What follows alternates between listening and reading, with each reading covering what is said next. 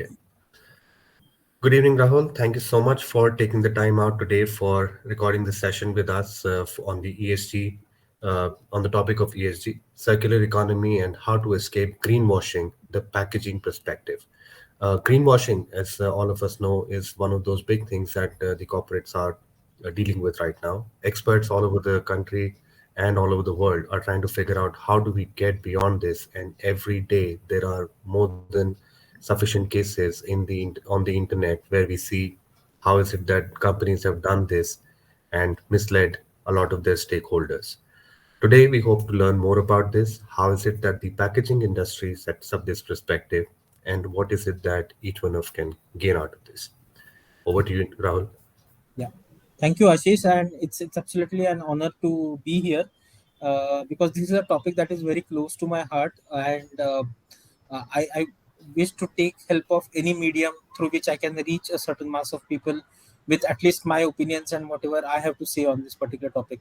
So, so as everyone knows, the overall uh, focus on sustainability, or now the in term is ESG, has been absolutely increasing, especially in the industry, and from the last 3 or 4 years, and then even more so after COVID. I think due to multiple reasons like investor pressure, regulatory authorities pushing, or just having a good value system in the organization, companies are now focusing on their sustainability footprint and improving the sustainability footprint.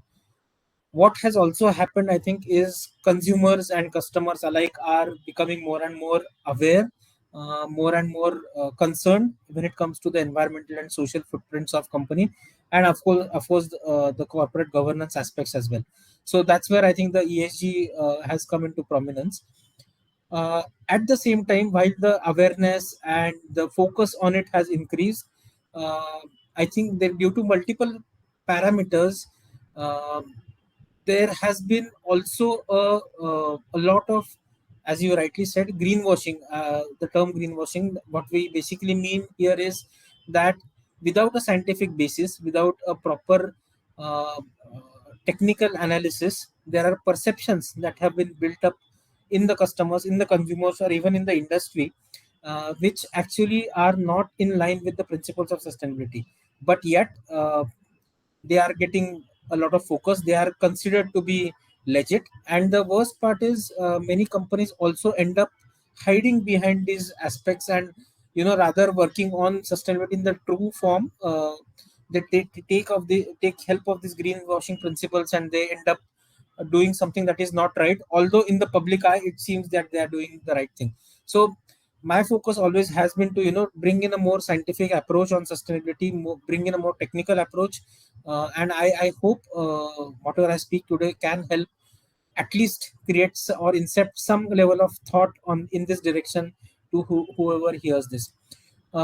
So as you know, I work in the packaging sector right now. I have a experience in the FMCG. I have worked with a beauty brand. I have worked in the technology sector. I have worked with a chemicals company. So it's been a nice journey, and using that experience, I'll speak about this topic today.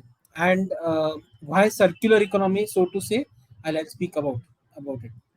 Now, coming to sustainability, right? Whenever I uh, speak anything on this topic, I actually start off with this saying that I absolutely love.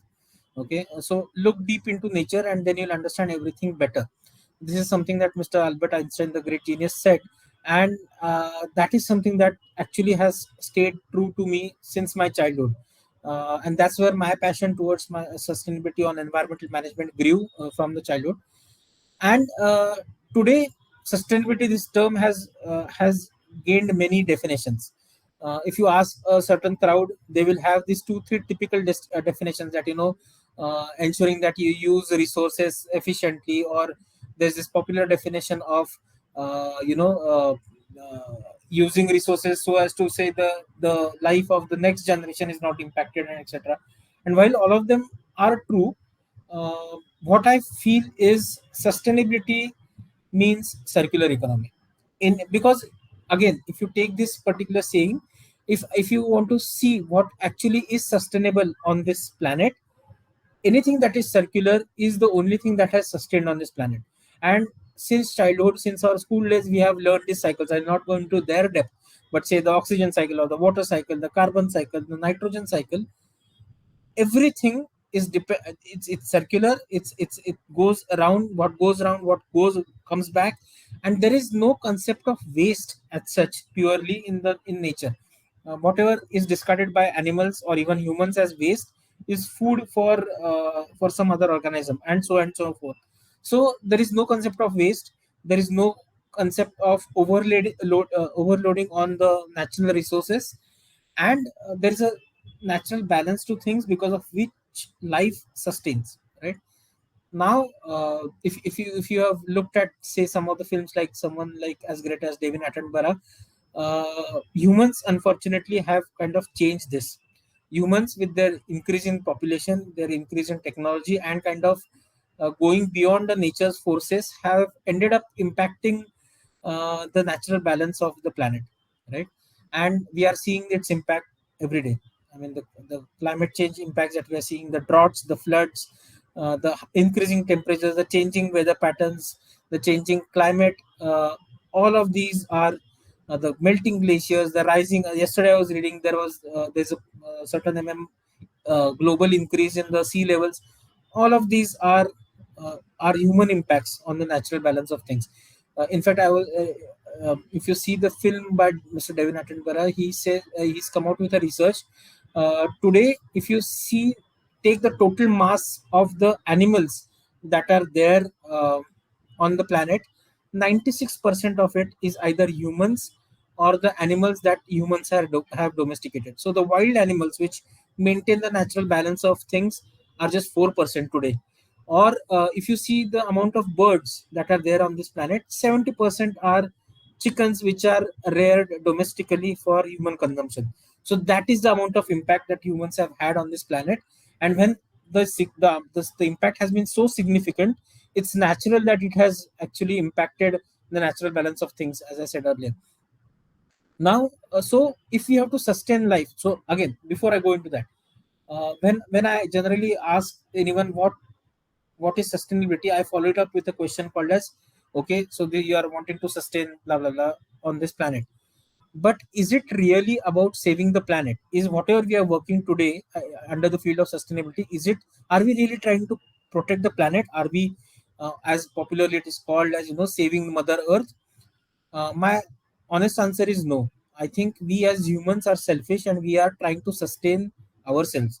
We are trying to see that humans as a race continue to exist on this planet. See, we have this very scientific study done which says that by year 2050 we don't have, or we go beyond 1.5 degrees increase in the global temperatures, there will be catastrophe, etc. But even if that happens, life in some form or other will always continue to exist on this planet. The planet will continue to exist in some form or other. What might change is our human existence and the life as we know it. The question is whether we'll be able to sustain that. And under this entire aspect of human life, will the industry continue to operate the way it is operating today? And that is where the industrial aspect of sustainability comes together. So, unfortunately or fortunately, we need to sustain the planet the way it is for us to continue living as it is as a species. And that's where then I think this value system has come up together, where we are trying to do the social good and do right things for the environment. So I think the reason I wanted to speak about this is because I think it's necessary to understand the context in which sustainability operates today.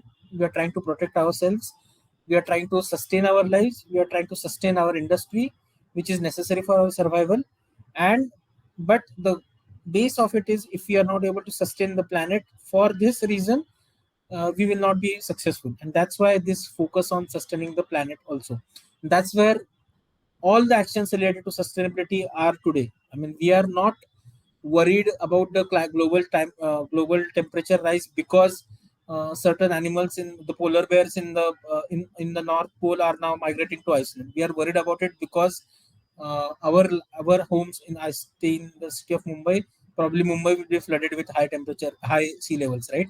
So that's the honest answer on sustainability, and I think we need to be cognizant, because once we get our objective right, probably we'll get our actions right as well.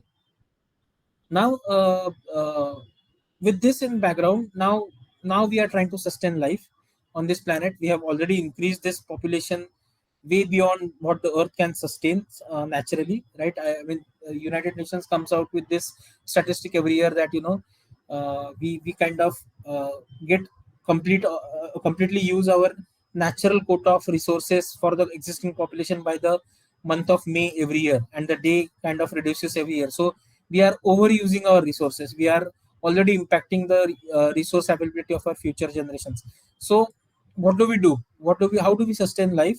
And the answer to it, all of these questions, it lies in the principles of circular economy. And if we don't design systems that are circular in nature, we will not be successful in implementing any of the sustainability programs. And that's why this focus on my topic, in my topic today, on circular economy. While circular economy is a very huge topic and it can go into any sector, it can go into any industry. Today I'll keep it to the packaging industry, and not even the entire packaging industry, some bit of it, especially focused on plastic packaging, because that's a very critical topic today in this world. And kind of direct the thought process in the opinions that I have on this particular subject. So before we go into circular economy, let's understand what these basic concepts are like. So there is something called as a linear economy, and there is called as circular economy. I think it's not rocket science. It's quite self-explanatory. In a linear economy, you take, you make, you use, and you dispose, and then it creates waste in the planet, on the planet, in the environment, in the air, everywhere. Whereas in the circular economy, you there is a resource input, you make, you use, and you recycle, and you give it back as an input for manufacturing, so that there is no, in an ideal scenario, there is no waste, or there is no overburdening of resources, or there is no over usage of resources, and everything that has been created goes back into the value chain. Now, if this circularity of things is maintained, then there won't be any overconsumption of resources, there won't be any overburdening of resources, there won't be any uh, biodiversity impacts, there won't be any waste impact on the planet, and then life as it is can sustain, right? And this is, I would say, what is absolutely necessary in anything that we do today. Now coming to packaging, like I said, I would want to focus on packaging because, um, see, before I speak about circular economy in packaging, I just want to spend a couple of minutes in talking about just packaging. Now whenever someone sees packaging today, no, packaging comes out as a villain. I see, whenever I see friends, they're like, yeah, what is this plastic packaging? Why is it there? We should do something about it. Why is this necessary? Why is this packaged in this? Blah blah blah. Somehow packaging has like I said, it has become the villain of the industry. But packaging in itself, one needs to understand, is a sustainability feature. Why? I'll take the example of food, right? Now food, if we has to it has to we have such a huge population, and if we want to sustain this population, food needs to reach every bit of individual that forms a part of this population. And there is a difference, vast geographical distance between where food is grown and where food is consumed. And if food has to be successfully transported from the manufacturer or the maker to the consumer, uh, if without it getting spoiled, packaging is absolutely critical. There is a statistic that one third of the food that is made in the entire planet goes waste today.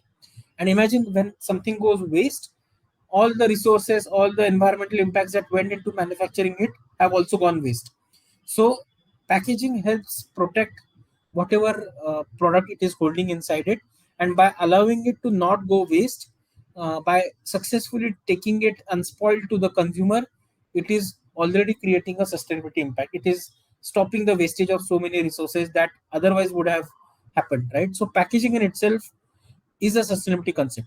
Now comes to the comes to the concept of circularity. Most of the packaging today, the way it is designed, is like it shows in the diagram here. There is a design, and there is a virgin raw material that goes into it. There is a manufacturing of the packaging, there is use, and then that is discarded, and there is leakage. When I say leakage, it basically, like I showed in the previous slide, its leakage to the environment. It goes, it is thrown off, and there is no disposal, proper disposal. There is no natural biodegradation of it. There is no circularity associated with it. But instead of disposing, if it is collected and sorted, it can be recycled. Recycled content can be created and it can be used again into manufacture the packaging. Like I said earlier, the circularity, if it is enabled, there will be no more waste that gets generated, and the chain continues to progress in a circular manner, and we have a sustainable system in place.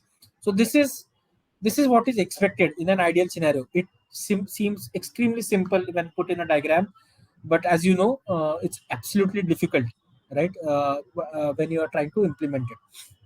Now, uh, let's look at plastics as a substance, because I'm going to focus on plastic packaging today. Again, today, and I think social media has a lot of role to play in it. Social media and whatever these greenwashing communications today kind of portray that, anything that is plastic packaged in a plastic is bad, and it's absolutely wrong for the environment. And just if you replace plastic by paper or cardboard or cloth or glass, etc., suddenly it is sustainable. There, I mean, I see so many brands that just have started advertising, saying that, we are into sustainable fashion. If you go into depth and ask them what they are doing, they are basically saying that we are using organic cotton, or we have now replaced plastic packaging by paper packaging or cloth based packaging, and that's now we are suddenly a sustainable brand. Absolutely false, scientifically incorrect, and that's where consumers are going wrong. And if we continue down this path, we are going to head for a bigger trouble. Okay. So, just as a world statistic, of the entire waste that the human race generates on this planet, less than 1% is plastic waste. All the plastic waste and all the everything, the garbage dumps of plastic waste, everything that you see, all of it contributes to less than 1% of the waste generated by humans. Okay. So first, when we are talking of plastics, it's this smaller number compared to the other waste that we are generating. And because suddenly plastics are the villain, everyone is focusing on them. But even cloth takes time to degrade. Even cloth has a lot of negative environmental impacts. Even paper has a lot of significant environmental impacts. And we'll speak about it. So first point to understand, we are talking of less than 1% of the waste that is being generated on this planet. Now, if you look at plastic as a material, plastic in itself was invented to stop environmental negative environmental impact. So if you go into the history of polymers and plastic, the first plastic was actually introduced or invented to replace ivory. So ivory, as you know, used to come from elephants, and elephants were poached in high numbers. They're killed and poached in high numbers to get that ivory. And to stop poaching of elephants, a replacement of ivory was developed, which was the first plastic that was invented by mankind. The second plastic that was developed was again to replace shellac. So shellac was a substance that was obtained from plants and basically forestry, and it was used as a thermal and electrical insulator. And to replace that, they formed the first, uh, again, a polymer which was called as bakelite. Now, so you can see plastic as a substance was invented to create environmental benefit, right? So we cannot just go on blaming that particular substance. Now, now if you go into how do I say, uh, how can we enable plastics as a packaging, as a successful packaging material in this industry? I'll speak about it now. What is the problem today? Why? Let's go a step back, maybe 10 years before. We were not talking of plastic so negatively. What has suddenly happened? I think somewhere, like I said, through social media or communications, etc., or certain photographs. I remember there was a photo that became popular, that there was some plastic bag in the mouth of a turtle, and all this. Obviously, marine litter is a big problem, and it needs to be addressed, no doubt about it. But because of this, suddenly the industry found one villain, right? And they started saying that this is bad, let's replace it, etc., etc. I'll not take names, but I have been part of projects where someone has just on perceptions pushed to replace plastic from the packaging, implemented paper based packaging. After that, when life cycle analysis was done, it was found that the paper based packaging has a severe negative impact as compared to plastic, and now they have again switched to plastic packaging. So all this I have seen in the industry happen in the last 7 8 years. So point is, we found a villain, right? And what is the problem today? We see plastic waste day in and day out, right? We see plastics thrown in the garbage dumps, etc. But we sometimes don't go into the more details of it. We see plastic, we feel bad, uh, and we say that okay, this is not working out and this is wrong. But uh, I'll park that issue and I'll address it sometime later. But in case, for the time being, we consider that plastics actually are good, or plastics are something that really are a viable option when it comes to packaging. How would we design a sustainable packaging mechanism, right? And this is something that I actually have tried to develop here. Um we need a so we need to have a feedstock which is I mean, which can be used renewably. So the use of virgin polymers has to go down. We have to have design and production. We have to use it. Now there are two three things that need to enable. It's not just recycling, because we should understand that recycling also consumes energy, recycling also needs logistics, and it also has its own environmental impact. So first, what we need to re-enable is if we can reuse the same packaging within that entire ecosystem before we send it for disposal and recycling. And then if you see in the diagram as it shows, once it is discarded, if we can successfully enable a recycling program, so that the recycled granules are again going back into the design and production stage, and we actually reduce the use of virgin plastics, where it in terms of sourcing, we would have a circular economy of plastic packaging. Now imagine if this system is ideally implemented, right? Today at your home, you eat your chips, you throw it. There is a good system that collects it, that takes it to a recycler. Recycler is able to recycle it, create plastic granules, which are sent to a manufacturer of packaging. Plastic packaging is manufactured again, and this circularity goes on. You will, I mean, I'm talking of ideal case, but you will not see plastic waste in your garbage dumps. In that case, would you say that plastic is bad? Probably no. And that's where I'm coming from. We need to actually uh, go from waste to a resource loop when it comes to plastic packaging. Now you would say that this sounds fantastic, etc. Blah blah blah, but it also sounds idealistic and magical and too good to be true. And I agree, because the current infrastructure that exists in a country like India does not support this. And that is where the actual crux of the problem is. It's not with the material, it's not with the plastics, it's because we have set up a system which we saw earlier, which is linear in nature, which is not circular in nature. And because of that linearity which has existed over the hundreds of years, last at least 100 years, there is a huge what we call as legacy waste. So waste collected over many days, that has just accumulated, and we see it, and suddenly we say that now this is a problem. If for example some intelligent person had implemented a circular economy around this packaging at that time, we would have been very successful, because plastic has its own advantage when it comes to sustainability, and I'll speak about it later. But this is the key message that I want to give to anyone who's listening today. uh, Plastic is not the problem. The problem that is there is we don't have the infrastructure to use the plastic in the way it should be designed, it should be used. Anything that is misused, forget in industry, in life, if you misuse anything, it will always create some kind of negative impact. And that is true for anything. If you misuse electricity, it is going to be causing carbon emissions. If you misuse any fuel, if you misuse water, it is going to have negative impacts.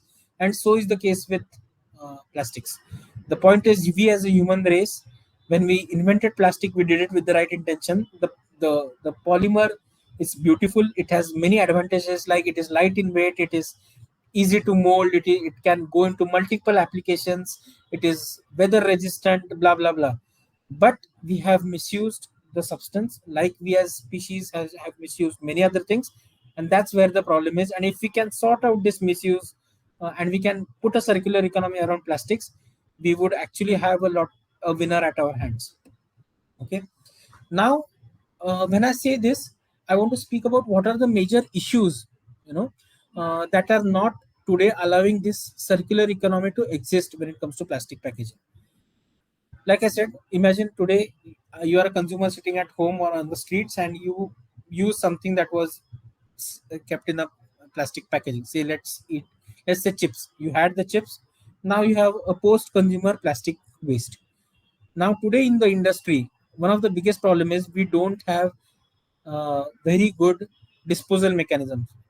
Our entire society, we don't find dustbins where we can put it. Most of the people, lack of awareness, our value systems never taught us.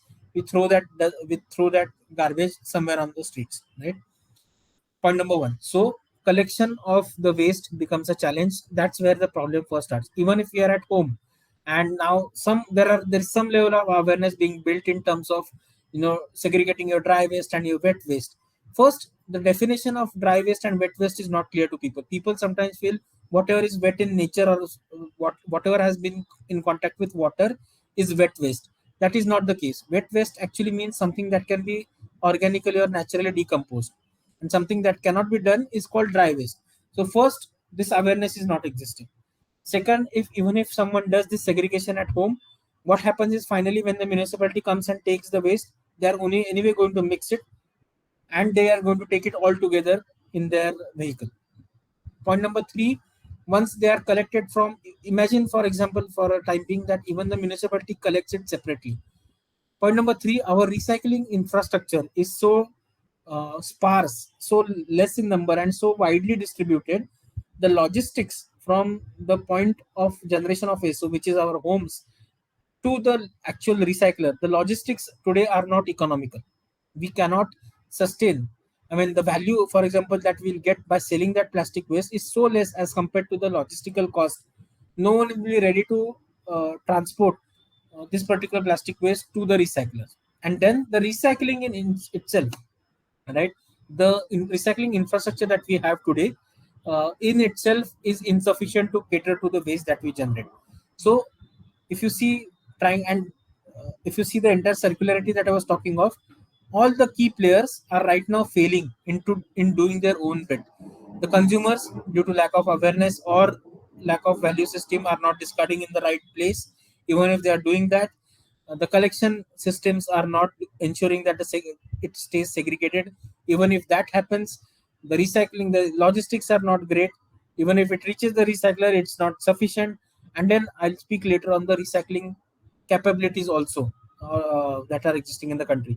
So here is a chart that is shown. The pie chart is distributed into waste collection, recycling, no landfilling, combustion, deposition, and usage of paper, right? And if you see in a country like India, and if you see the color that is used, right? So top, so waste collection is, and if you see the color scheme here, is partially enabled in a country like India, and recycling is also partially enabled. Rest all the aspects of when it comes to circular economy are in red, and by red we mean we don't have them. Okay. Whereas if you see some of the European countries, especially the Scandinavian countries and top north of Europe, most of the things around circular economy are already enabled in the infrastructure, and that's why they don't have this problem of plastic waste. You don't see them littering a lot of plastic, and plastic is being sustainably used there. So this is where most of our problems lie. And if we, as an industry, as citizens, as part of, as the regulatory authorities, as policymakers, can enable these red gaps that are there in the infrastructure today, plastic in itself will become circular in India, right? Now, before I go into a bit of issues in terms of recycling and how plastic can be successfully used and how to get rid of greenwashing, we need to first understand a few definitions, right? When we say recycle, right, again, recycling is a term that is highly abused today. Recycling actually means if you can treat a particular waste, and the waste, I mean the treated waste can be reused to manufacture the same article again. So for example, for plastic packaging, if you are able to recycle plastic packaging to manufacture plastic packaging again, that is called as recycling. Whereas in India, most of the systems that we have are into downcycling. Like for example, our recycling quality is not so great. So when we actually recycle plastic, we end up creating granules which are not higher in quality or not equivalent in quality as the virgin granules, and that's why they cannot be used again to manufacture packaging, but are instead used to manufacture something like a dustbin or a wooden or sorry, or a plastic bench, which again degrades in quality when it recycled further. And after 2-3 cycles of recycling, you can no more use that plastic recycled granule, and it again goes into the environment as waste. So a lot of recycling that we call today in the country is actually downcycling. Upcycling is a different ball game altogether. I'll not speak right now about it, and it's difficult to put it in the plastic context. But this needs to be understood. What we need in the country today is recycling infrastructure that can enable plastic packaging to be recycled to manufacture plastic packaging again. Okay. Now, now, how do we do it? Right now, there are 2-3 issues that are existing, and because of which this is the case today. First, if you see the total packaging in India, right, 70% of the packaging is flexible packaging. So okay, so now I purposefully kept this today. So this is a bottle that we actually see day in and day out, and we feel that why are we having plastic packaging for water? But I would encourage everyone who is listening today to go into a garbage dump today and try and see how many of such rigid plastic bottles are there actually in the waste. You will not find anything. These bottles are one of the few exceptions or good examples of circularity that exist in our country. So PET, as it is called, the material, the polymer that is used to make these bottles, if so first these are made of pure PET, right? So when PET, I mean, when you are discarded as waste, pure polymers always get a good amount of value when sold as a waste, right? And because these get a lot of value, there is impetus or there is incentive for the waste pickers and the rack pickers to collect such bottles. So these bottles always get collected from the waste dumps, and once, because they get a good value, they are transported to the recyclers. The recyclers are able to recycle these pure polymers and create high quality granules, which are again can be used in as a recycled content for plastic packaging. Now, the challenge here is some of the food safety standards in India, which do not allow recycled content in any packaging which is made of recycled content, and that's why this absolute circularity today has not been enabled. But there is a lot of research that is going on, and we are close to kind of modifying these laws where recycled content, at least in PET applications, will be allowed for food safety, for food packaging also. So this circularity in PET packaging will be highly enabled. So you will probably not see a PET bottle which is lying as waste in the environment very soon. Or even today it is not seen, because even if not for food applications, recycled PET definitely is used for a lot of applications. But then why is still there? Why a success story like PET is not being implemented for other packaging? And the problem here is, like I was saying, 70% of our packaging in India is flexible packaging. So flexible packaging is sachets, pouches, typically that you see, and they are made of majorly something called as multi-layered packaging. So multi-layered packaging is, like I said, here it was a pure polymer, it was just PET. But in multi-layered packaging, there are 4 or 5 3 4 different layers of polymers that are brought together to form the packaging, and more often than not, they also have a non-plastic layer, like something like aluminum or a paper. So if you today open up your chips packet, you will see it is silver from inside. So it has a metal layer. It has either an aluminum foil or a metallized layer inside it. And so now imagine you have 3 4 polymers. It could be polypropylene, PP, or polyethylene. It could be HDP, LDP, different types of polymers that have come together layer after layer to form that packaging, and then there is a metal layer inside it.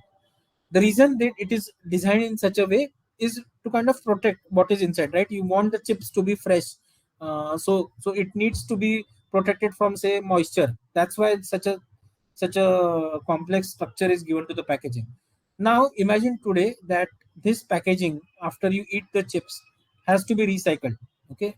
Now the recycling infrastructure that we have in the country is, how do I say? It is mechanical recycling, as it is called technically, which means we actually shred the packaging, we we melt the packaging, and the melted polymer is converted into granules, and that goes back as raw material.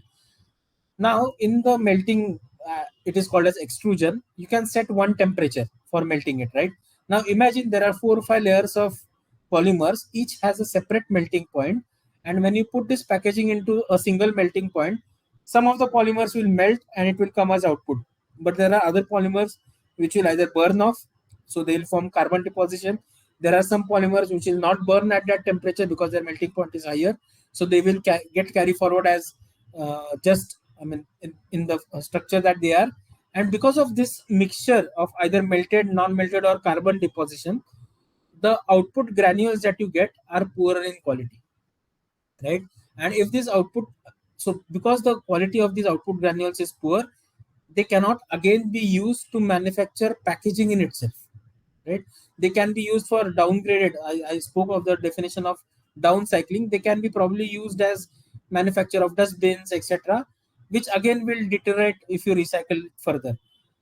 Now, so in order to exactly have a sustainable packaging solution for us, what we need is, we need packaging which is made of a single polymer, something like a PET. The moment you have, you can get the same functionality of packaging of protecting the food inside in using a single polymer. What will happen? You will throw that plastic waste, but because it is pure polymer, you will get a good value from the recyclers. So people will be incentivized to collect it also. When it goes to the recycler, I mean, the recycler will be able to, since it is a single polymer, it will be able to come out with a good quality granules, which can be used to manufacture packaging again. So the packaging manufacturers will give good money for the recycled granules, and so on. The entire circularity is enabled. It becomes economically feasible. In fact, it becomes economically practical, right? And this is where the plastic packaging industry is headed today. All the research of packaging manufacturers is headed in this research, where in this direction, sorry, where they are trying to create plastic packaging which gives the same functionality as it is giving today, but with a single polymer as opposed to multiple polymers. And if you are able to crack it, and companies are doing massive research, so not just packaging developers, the companies who sell these products, the FMCG companies, the pharmaceutical companies, are working with packaging developers to create packaging which is what we call as recyclable. So once we are able to make this packaging and then enable this entire value chain, where the packaging made of single polymer, thrown by the consumer, it is well segregated by the consumer, thrown by them in the right place, collected sustainably, because of it is because it is getting good value, it is the logistics become viable. It goes to the recycling infrastructure. Recycler is happy to take it at a good value. They are recycling it, they're selling it at higher value to the packaging developer, and again the packaging is made of the same granules. When this will be enabled, that is the time when plastic packaging will actually be sustainable. And this is a data that I collected from a research that McKinsey and Co have published. Now imagine, they did for two SKUs, a beverage container, say for example soda containers. If you see the greenhouse gas impact of PET bottle, something that I showed right now, is far lesser than any other alternative, say aluminum can or glass bottle, right? But right now the recycling rates of aluminum can are higher than PET bottle. But tomorrow, if the recycling rates can increase at a value chain level, PET bottle becomes the most sustainable packaging solution for beverages.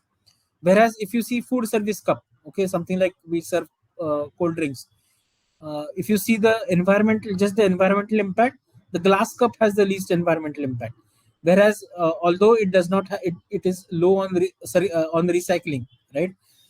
And then there are other aspects of water being consumed to clean it and etc etc, but it can be reused. Okay, but if you see under the terminology glass cup, it mentions reused 1000 times. So if the glass cup that we are using, if it is reused 1000 times, this is the kind of environmental impact in terms of recycling and in terms of greenhouse emissions that it generates. So probably for as a food service, if you are just focusing on greenhouse gas impact, using it for 1000 times instead of using a pet cup or a paper cup makes the most sense. But if that is not available, right, paper cup is still better, is a better option than pet cup. Okay, but if you have to enable a circular, if you want to reduce your waste also, the recycling rates of pet cups are much higher or almost double than the paper based cup and glass cup. So the point that I'm trying to make here is there is no one single answer to the question what is sustainable packaging. In the case of beverage container, we clearly saw it is PET bottle. In the food service cup, it could be a PET bottle if you are looking at, yes, sorry, it could be glass cup if you are looking from the point of view of greenhouse gas emissions. But if you are doing a complete life cycle analysis, if you want to ensure circularity around it, the recycling rates of PET cups are higher. So probably you can look at that as an option. Depending on the context where you are going to use that material in terms of packaging, your answer to what is sustainable packaging will differ. And this is the thought process that I actually want people to take away from whatever I've spoken today. Just when you see brands saying that, we are a sustainable brand because we have now replaced it with paper packaging, we have now replaced it with cloth packaging, does not make it sustainable. It is this information that needs to be made up, needs to be available to the public. People need to go through it and make an informed decision whether the particular whatever the brand is saying, is it actually scientifically true, is it factually true, and then make a buying decision basis that. And this again, this study will differ from country to country, because the emission factors of electricity in India will differ, say, in US than in France, right? So the greenhouse impact of materials in India will be different here in India than in France. So localized information, transparent information, that is another reason why under the gamut of sustainability, transparency of data is a very important principle. Because once this kind of data start becoming available to the consumer can make informed decisions about what actually is good in terms of environmental impact, rather than going based on marketing gimmicks and greenwashing principles. I want to leave with this last case study. Sorry, I had to cut the picture to fit it. But this was a statement that Mr. R.S. Sodhi, who is the managing director of Amul, has said. And he says that he credits plastic for the success of Amul in the country. And I want to explain this and leave and end my talk today. So Amul, I think if I'm not wrong, around transports 12 crore liters of milk every day, right? Now it does. You have seen Amul milk. It majorly comes to us in plastic packaging. There is plastic pouches, right? Now plastic pouches. These plastic pouches are made out of LDP. Again, low density polyethylene. It's a polymer. Again, like I said, it's a pure polymer plastic packaging. Point number one. Now imagine this 12 crore liters, instead of the plastic packaging, small plastic pouches it comes in, suddenly shifted to glass bottles, okay, which is considered the popular alternative. Imagine the increase in volume, right? The same box which probably can hold, say, 12 plastic pouches of milk, because of the volume, the way the plastic bottle, so the glass bottle is shaped, a the volume of packaging the same amount of milk increases, the weight of the packaging increases. And I think, if I'm not wrong, the study that they had done, if they switch away from plastic packaging to a glass bottle, which was the next best alternative, the weight of their packaging increases 148 times. Okay, so imagine now, to transport this higher 148 times the higher load of packaging and the increased volume, they will need more trucks. They will need, and all of these trucks are going to run on diesel. They are going to burn that additional diesel. that is going to cause higher emissions. So if you do a complete life cycle analysis of their packaging, uh, anything other than plastic is going to have higher negative environmental impact overall as compared to plastic packaging. And because the milk pouches packaging in India is standardized, it is made of single polymer, like I explained earlier. This waste gets a good rate from the recyclers. In fact, you would see on many of the plastic pouches it is written that if you return the plastic packaging, you will get some 10 paise or 20 paise. So this collection and the logistics from the post consumer use to the recyclers is incentivized because it is of single polymer, it is standardized, and there is a certain value attached to it. So you milk pouches are another example. If you go to a garbage dump, you will not see many milk pouches which are forming in the waste, because again, because of the standardization, because of the single polymer, because of the value that it holds in terms of recycling, the the plastic milk pouches are highly collected, they are highly going into recycling. And because it is a food application right now, it is not, the recycle cannot be, content cannot be used again in manufacturing of milk applications in packaging, but they are used for high value applications and not downcycling, as I explained earlier. So this is an example that exists today in our country, where plastic packaging has proven to be the most sustainable way of packaging a product than any of the alternatives that are popularly spoken about by influencers and social media, Instagram influencers, blah blah blah. And I want to kind of end whatever I wanted to speak with this example. Don't take decisions basis what someone tells you. Like I said, for every context, for every product, the answer to a sustainable packaging is different. And do your scientific analysis, do your study before making a buying decision, and go as per what science says than what a marketing influencer says. And yeah, that's it. Thank you, Rahul. Thank you so very much. This is really great information, and I must, thank you for having this evening spared out for us to make sure that all of us understand that plastic is not really the villain here. A couple of points that I could gather out of your, wonderful knowledge that you've shared. It's not really, we, as you rightly said, we really should believe what we are told. The media always kind of does that. So the way that you have kind of, done this for us, plastic does not seem to be a villain at all. If it is about 1% of all the kind of wastes that the human race produces, and the only challenge I think lies in, again, there's the sorting of the garbage, but then there's the sorting of the plastic quality itself. So Yeah, if you have multi-layered plastic, it should go separately. That's like a different thing, and the PET bottles and all of these things yeah, should be, yeah, done differently. yeah. So if I understand correctly, there is going to be big industry someday. I'm sure Okay. a lot of big players are getting into the recycling business right now. Yeah, So I guess that's how our industry is set up. The ways of the means of working, the means of how is it that we deliver our products, the go-to-market strategies, the transportation, storage, everything today is dependent. And I don't think it's very easy to take, plastic out of our ecosystem. absolutely. Not the bad piece of it, but every day, food is not. Correct. I totally agree. Food will not be able to get transported if it is not packaged very well, Correct. and I remember when we were younger, at least in Delhi, the DMS, the Delhi Milk Scheme, used to have bottles go around them, Mm, and there mm. used to be tremendous wastage and all those things. Well, that's that. My question, a little bit for our listeners and the Sure. people who've joined us here for this information today. We are often in this dilemma as to we understand. Thanks for creating this awareness for us. I'm sure we will not look at plastic with all that hate now.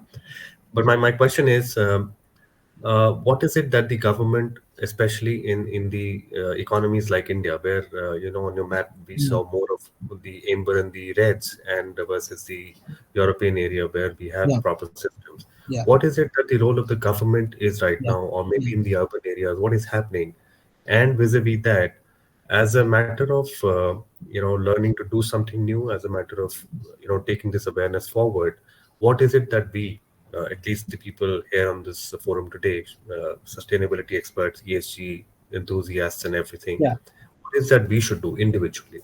Okay. I think it's a very nice question, something that I did not touch base upon in my when I spoke, but especially with these plastic waste management rules that have come up, there are two things that have happened. One, I think, one that happened last year, which was the single-use plastic bans, right? So, if you look Yeah, scientifically, I agree that there are certain applications where you need not use plastic.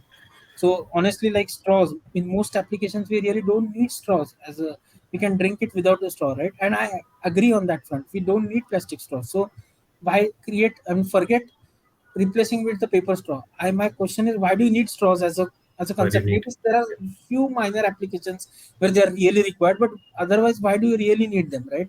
So it's good that we segregate these first applications where it's not needed. The plastic product is not needed at all, because stopping that consumption, we say reduce, reuse, recycle, right? So reducing that consumption itself is a good way of sustainability. So that's one aspect that I think government is working on in terms of banning these items. Now coming to the other aspect, which is the plastic waste management rules, uh, what the government, again very similar to what European countries have done. If you see the plastic waste management rules that have been slowly evolving since 2016, when they first came into being, um, they have pushed the onus of collecting this waste and bringing it back into the value chain to the industries. So we have today a concept called as EPR. EPR is extended producers responsibility. So every Responsibility. company is supposed to be registered with the Central Pollution Control Board or State Pollution Control Board and take accountability of the plastic waste, post consumer plastic waste that their products are generating today. And it's not just the companies who are selling products, it's the companies who are manufacturing the packaging. And today, with the latest amendment that has come, even the companies that are manufacturing the granules that are or the resins that are used for packaging manufacture, all of the people, there is the regulations and the policies are pushing for transparency. So, for example, how much are the plastic granules that a company is manufacturing? Who is it selling to? Who are the people who are buying it? How much are they manufacturing? How much of a waste are they generating in their manufacturing process? How much of it is being sold to which company? And then which company is buying so much plastic and then packaging it to the consumer and selling it to the consumer. The entire value chain and transparency through invoices, in terms of Mm. purchase invoice, in terms of sales invoices, is being enabled through the portal. In fact, our Prime Minister Narendra Modi, from what I hear, he presented this portal in the G20 summit and the COP27 also. And so this is what the authorities are kind of enabling. And so every year these companies have these EPR targets where the amount of plastic waste that you have actually put into the environment, because post consumer use, you are supposed to collect it and recycle it. Now again, the challenge here is most of the packaging is MLP, like I said, still, Yeah, right? And yeah, because even if it is actually, it does get collected, there again there would be some issues in terms of implementation. But on a large scale, industries have become serious about it because the authorities are pushing for it strongly. I mean, there are random visits from regulatory bodies, random checks. They have come out with an environmental compensation model where they have said that there will be a fine for every kg of plastic waste that you do not declare, etc., etc. And they have started implementing these fines also. So just a week ago, they have CPCB has released a notification to I think 10 companies which were still found to be manufacturing single-use plastics or using single-use plastics. So this push has become much more stringent, and because of which industry is taking it seriously, and industry is made accountable to collect and recycle this waste. What is happening, like I said, even if it goes for recycling, it's actually not recycling but downcycling because of the structure of yeah. packaging. So what needs to be enabled is use of that recycled content back into packaging. And now government has put in regulations around that also. So for example, under the same plastic waste management rules, from the year 2025 onwards, companies need to have at least 30% recycled content into rigid packaging, or at least 10% into flexible packaging, which is called as category 2, and at least 5% recycled content into MLP packaging, which is category 3 as they call it. So this kind of system is being enabled, and because there is a lot of focus, because the industries are now paying for these waste to be collected and recycled, newer recycling infrastructures are also coming up. So through this implementation of these regulations, I think government is kind of enabling this infrastructure in the right direction. Coming to the second part of your question, what can we as individuals do? I think the first thing that, like I said earlier, we can do our part in enabling the circular economy, which is point number one: segregate it, the waste, and discard it in the right. Understand what is dry waste and wet waste, and discard it in the right way. The other aspect, because if the audience is more of sustainability and ESG professional, what I really feel is there. Like I said earlier, there are these pockets which are right now not economically feasible, especially the logistics Yeah, from the post-consumer use to the recycler. So, if I exactly. personally feel we should identify these pockets which are currently not economically feasible, and all this CSR money that generally goes from companies, this should be targeted to kind of support these economically lacking Sectors or pockets, so parcels to say. of pockets of that circular economy. And if That's our right. That's CSR right. money goes into this, then the entire value chain can be, supported better. So if there are people who are in this audience who are decision makers on, say, CSR funds, that could be another way where I feel the industry can, anyway there is a CSR mandate. Why not work in this sector which can Put it enable, to right which use. can have a larger impact, so to say, on the society. That is correct. That is correct. Hopefully, we should see some of those things coming by really soon. I Yeah, remember, one of these food delivery apps. They now give you an option of having food ordered without cutlery. So cutlery absolutely used to arrive, you know, and I know for sure that in the Gurgaon region, the Gurgaon area, there are startups which are getting into collection of waste yeah, now. So waste yeah, yeah, collection, yeah, segregation is the biggest problem. Then whatever happens is the next stage. But correct, getting it to that, filling up that gap where it needs to be collected and taken to the recycler. I'm sure a lot of people are working on correct, that too. correct, correct. Let's see how that functions. But thank you so much, so very much, Rahul, for sparing the time today, creating this awareness for us. Thank you so much for putting it in our minds that just not really the bad pieces that the media sells us, but we should use our own minds to see what is it that we can do out of those things. Absolutely. Thank you so much for your time. Thank Thank you. you. Thank you. It's my pleasure.